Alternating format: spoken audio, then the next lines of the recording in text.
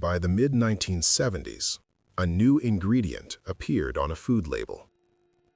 It was a normal solution to a manufacturing problem. The full effects of this change would only be seen much later. This was not the only time this would happen. What had once required time, temperature, and patience could now be achieved with additives that stabilized, emulsified, and extended shelf life. The language used to describe these substances was technical, not alarming. Mono and diglycerides, sodium stearoyl lactylate, carrageenan. These were not household words, but they became household ingredients. They entered the food supply not because consumers demanded them, but because they solved problems for manufacturers: spoilage, separation, inconsistency. This was presented as progress, and in a narrow sense, it was. Food could now travel farther, last longer, and cost less. The trade-off was rarely articulated because it wasn't framed as a trade-off at all. It was simply described as improvement. The introduction of these changes followed a particular rhythm. They didn't replace everything at once. Instead, they appeared in familiar products, one ingredient at a time. Bread that used to go stale in 2 days now stayed soft for a week. Milk that once separated in the carton now remained uniform. These weren't dramatic transformations.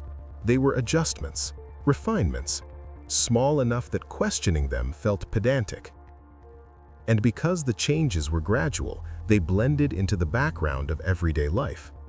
Parents who grew up eating one version of a product raised children on a slightly different version, and those children would later feed their own families something further removed from the original. But the names stayed the same. The brands stayed recognizable. Continuity was visual, even as the contents shifted.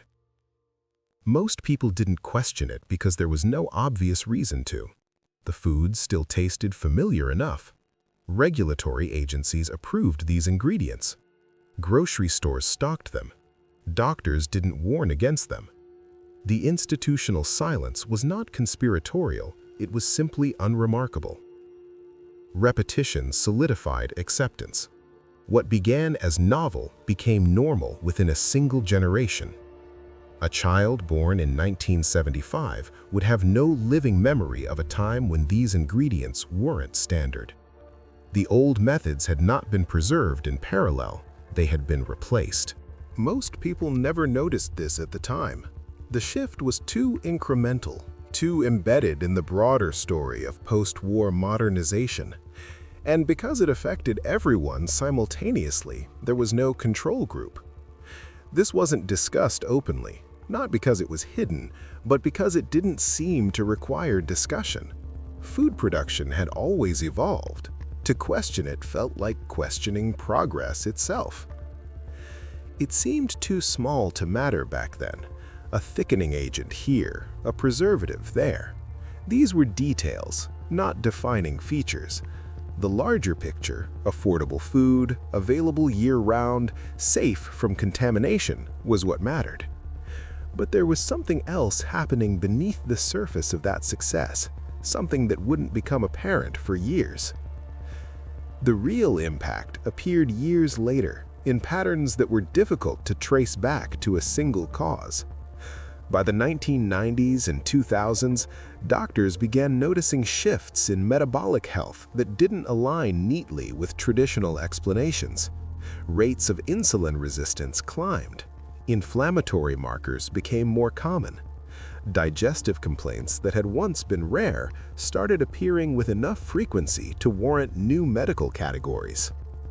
These weren't sudden crises, they were slow accumulations, and because they developed over decades, they were easy to attribute to other factors: sedentary lifestyles, stress, genetics. All of these played roles, certainly, but they didn't fully account for the scope of the change. By the time consequences were visible, habits were already set. The foods that contained these additives weren't niche products. They were staples: bread, yogurt, salad dressing. The infrastructure had been built around these formulations.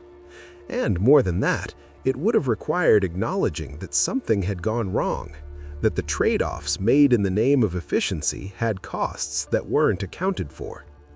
But that acknowledgement didn't come. Instead, the conversation shifted to individual responsibility. People were told to read labels, to make better choices. The implication was clear. If you were struggling, it was because you weren't trying hard enough, not because the food itself had fundamentally changed. This was structural, not personal. The people who made these decisions weren't acting with malicious intent. They were solving real problems within the constraints of their industry. How do you keep bread fresh during a cross-country shipment? How do you prevent yogurt from separating in the container? The solutions they found worked by the metrics they were using. Shelf life extended, waste decreased, consumers bought the products. The system functioned. But the metrics didn't include long-term metabolic impact. They didn't include generational health outcomes. Those weren't considerations because the tools to measure them didn't exist yet. And even if they had, the pressure to scale and compete was immediate. The food system was designed for scale, not people. It was optimized for efficiency, consistency, and profit. Those aren't inherently bad goals, but they aren't complete ones either. They don't account for the complexity of human biology. They don't account for the wisdom embedded in traditional preparation methods. And because the system was designed this way, the blame doesn't rest with individual workers. It rests with the incentive structures that prioritized certain outcomes over others. It rests with the absence of mechanisms to pause and ask deeper questions. By the time researchers began studying the effects of these additives in earnest, decades had already passed. The experiments that should have been conducted before widespread adoption were being conducted retroactively. The results were mixed, inconclusive, debated. But nuance doesn't translate well into policy. And by this point, the economic stakes were enormous. Reformulating would be expensive. It would require companies to admit that what they'd been selling might not have been as safe as they'd claimed. So the debate continued, inconclusively. And in the meantime, the products remained on shelves. People continued eating them, most without awareness, some with resignation. Those who wanted to avoid them found it required significant effort. The path of least resistance still led through the processed food aisle. What's striking, looking back, is how little public input there was at the critical junctures. The decisions that reshaped the food supply were made by a relatively small number of people in specialized roles. They operated within their professional norms, their industry standards, but those frameworks had been designed in a different era. The mechanisms for public deliberation were largely absent. There were no town halls about emulsifiers. The changes happened through routine bureaucratic processes, far from public view. And because the process was so removed from public participation, there was no shared sense of responsibility when problems emerged. Everyone was following the rules, but the rules themselves hadn't accounted for this possibility. The pattern didn't stop there. Similar dynamics played out with other ingredients: high fructose corn syrup, hydrogenated oils, each introduced with assurances of safety, each adopted widely before long-term effects were fully understood. And this wasn't the only change.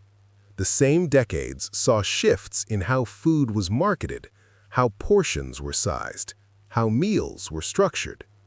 None of these changes happened in isolation. Similar decisions followed.